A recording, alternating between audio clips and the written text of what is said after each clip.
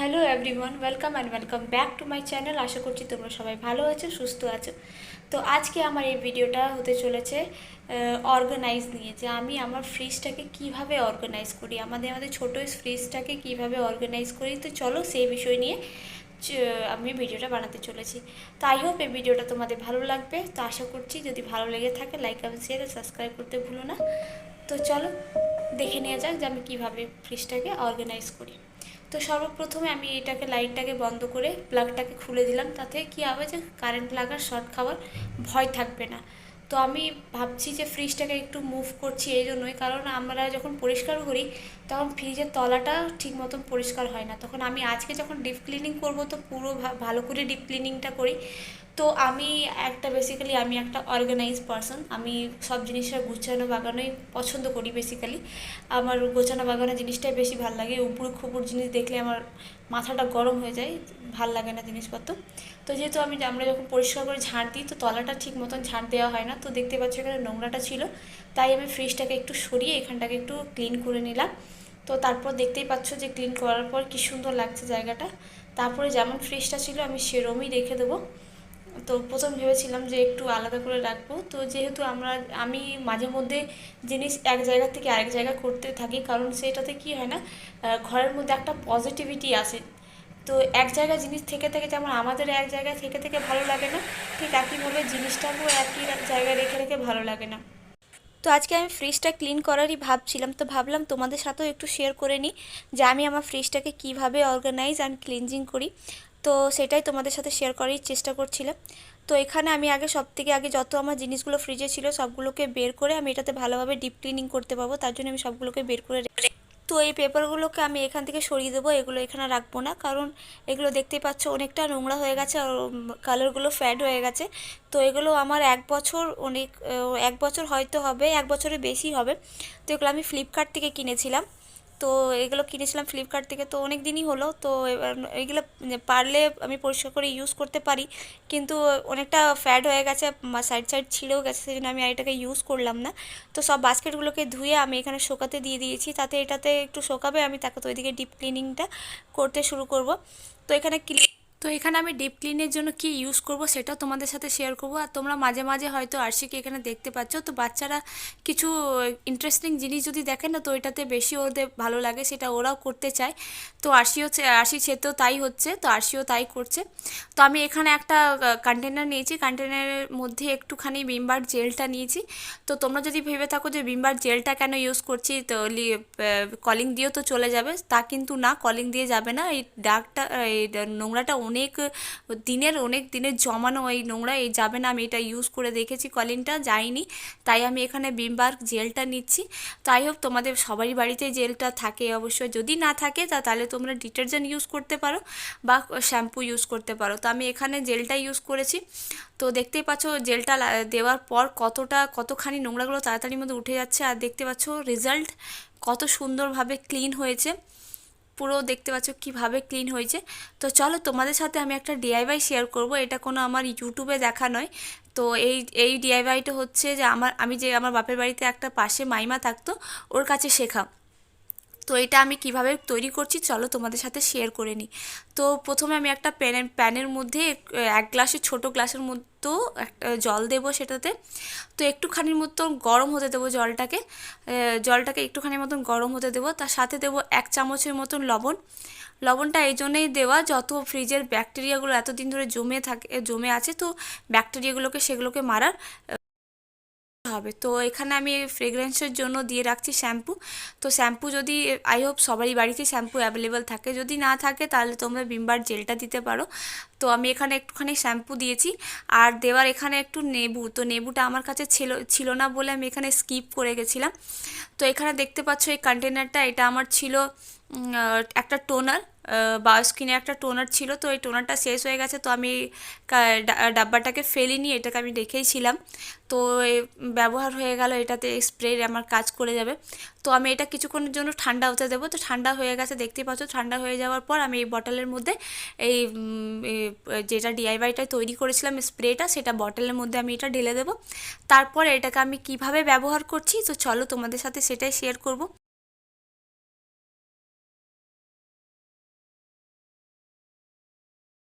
এটাকে আমি ইউজ করছি অ্যাজ এ স্প্রে। তো আমি যেহেতু তোমরা দেখলে আমি কিভাবে তৈরি করলাম, তো এটাকে আমি ভালো করে নিয়ে নিয়েছি। ঠান্ডা হওয়ার পরেই কিন্তু এটাকে ইউজ করবে। তো এটাকে ভালো করে আমি স্প্রে করে নেব ফ্রিজে। তারপরে কটন কাপড় নিয়ে ভালো করে ফ্রিজটাকে মুছে নেব স্প্রে করার পর। তো তারপরে দেখতে পাবে, একবার অবশ্যই তোমরা ট্রাই করো বাড়িতে। আই হোপ তোমাদের এইটা খুব ভালো ওয়ার্ক করবে অ্যান্ড ইউজ হবে খুব ভালো। তো আমি খুব একটা খুব একটা আমি কলিং ব্যবহার করি না ফ্রিজে টিভির জন্য, আমি এটাকে ইউজ করি। তো তোমরা অবশ্যই একবার ট্রাই করে দেখো, আই হোপ তোমাদের ভালোই হবে, ইউজফুল হবে। তো এই ট্রিকটা তোমাদের কেমন লেগেছে তো তোমরা আমাকে কমেন্ট করে জানিও। আর যদি ভালো লেগে থাকে please like, comment, share and subscribe করতে ভুলো না।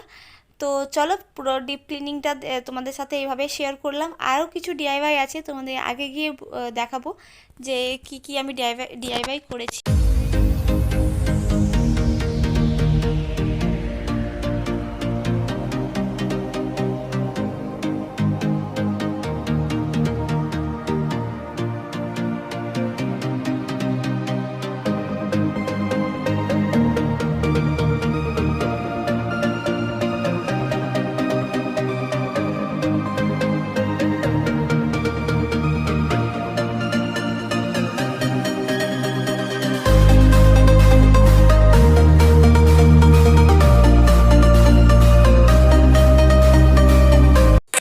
তো ধুয়ে রাখা বাস্কেটগুলোকে আমি এখানে যেমন যেটা ছিল সেটাকে সেভাবে সেট করে রেখে দিয়েছি।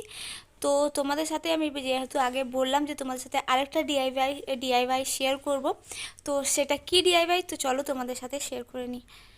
তো আমাদের অনেক এমন কন্টেনার থাকে যেগুলোকে আমরা ইউজ করি না, ফেলে দিই এগুলোকে। তো আমার এই কন্টেনারগুলো আমার মেয়ের চকলেটের কন্টেনার এগুলো। তো আমি এগুলোকে ফেলিনি, রেখে দিয়েছি। তো এগুলোকে আমি চলো একটু ডিআইওয়াই করে নিই। তো কি দিয়ে করব সেটাও তোমাদের সাথে শেয়ার করব। তো এইগুলোকে একটু ভালো করে পেন্ট করে, যেহেতু আমার কাছে কিছু পেন্ট অলরেডি রাখা ছিল বাড়িতে, তো ভাবলাম এগুলোকে আর দেখতে পাচ্ছ আর সে এখানে কত হ্যাপি হচ্ছে। তো আমি এগুলোকে পেন্ট করে নিয়েছি, তিন রকমের করেছি এখানে। তো আমি খুব একটা ভালো পারি না, মোটামুটি চেষ্টা করেছি। তো ভাবলাম ফেলে দেবো কেন, এটাকে ইউজ করা হয়ে যাবে। তো আমি এগুলো কিভাবে ব্যবহার করব তো চলো সেটাও তোমাদের সাথে শেয়ার করব। তো তিন রকমের আমি এখানে পেন্ট করেছি।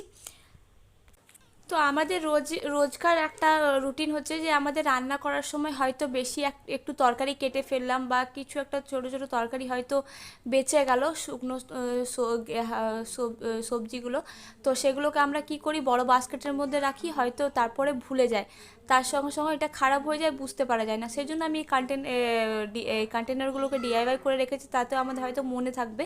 তো সেই জন্য আমাদের যে কাটা সবজিগুলো বেঁচে থাকে সেগুলোকে আমি এই কন্টেনারের মধ্যে রেখে দিই, তাতে আমরা যখনই ফ্রিজটা খুলবো আমার তখনই মনে থেকে যাবে যে বাকি সবজিগুলো স্টোরে রাখা আছে। তো এমনিতে কি হয়, বড় একসাথে যখন সবজির সাথে রেখে দিতে হয়তো আমরা ভুলে যাই, তো সবজির সাথে সাথে সবজিটাও খারাপ হয়ে যায় আর তার সাথে সাথে সেটাও খারাপ হয়ে যায়। তো সেই জন্য আমাদের মনে থাকে না। তো আমি এইভাবেই প্রত্যেকটা জিনিস অর্গানাইজ করে রাখি, যাতে হাতের কাছে তাড়াতাড়ির মধ্যে পেয়ে যাবো। আর যেহেতু সকালবেলায় আমাদের একটু কাজের প্রেশারটা বেশি থাকে, সকালবেলায় সময় হয়ে থাকে না, তো সেই জন্যই আমি বিশেষ করে এইসব জিনিস মাথায় রেখে কাজগুলো তাড়াতাড়ির মধ্যে করার চেষ্টা করি। তো এখানে দেখতে পাচ্ছ আমি এইভাবে অর্গানাইজ করেছি। তো আই হোপ তোমাদের এটাতে কিছু যদি হেল্প হয়ে থাকে তো please like, comment, share and subscribe করতে ভুলো না। তো চলো ভিডিওটাকে স্কিপ না করে পুরো ভিডিওটা দেখে নেওয়া যাক।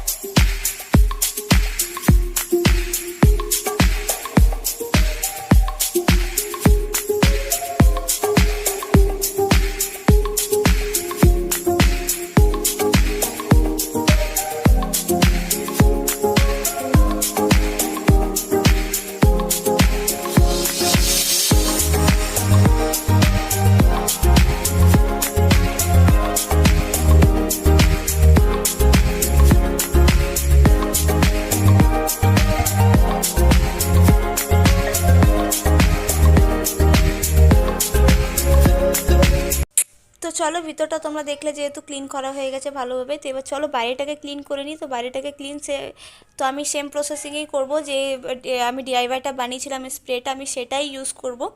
তো দেখবে এখন দেখো কীরম একটু ছাপ হয়ে আছে। তো এটাকেই আমি আগে চেঞ্জ করবো, আর এইগুলোকে আমি আগে থেকে চেঞ্জ করে দিচ্ছি। এগুলো আমি কাচতে হবে, নোংরা হয়ে গেছে। তো এইগুলোকে ভালোভাবে খুলে নিলাম।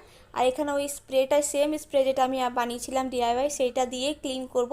তো আমি যেহেতু তোমাদেরকে বললাম এটা অনেকটা কলিংয়ের কাজ করে, তো আমি যখনই মাঝে মধ্যে সময় পাই আমি ওইটা দিয়ে স্প্রেটা দিয়ে আমি তো স্প্রেটা বানিয়ে একবারে স্টোরে রাখি। তো তোমাদেরকে দেখাবার জন্য আমি এই ভিডিওটা শ্যুট করা।